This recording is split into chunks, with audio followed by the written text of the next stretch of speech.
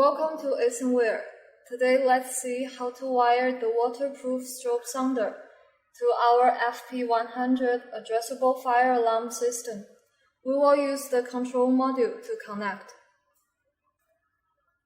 You can see the sounder has three functions: light only, sound only, and together function. Now I will show you how to use the together function.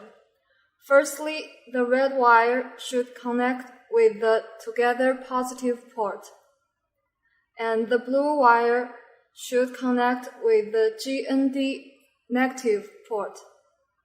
Please kindly note, here you can select the different sound.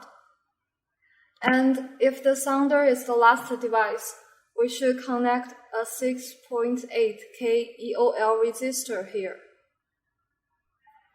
This is our control module.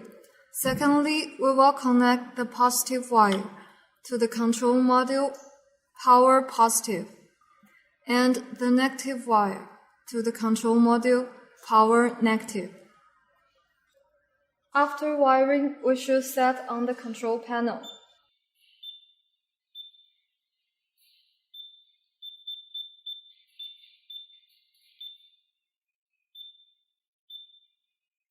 Here, we should change the name into waterproof strobe sounder.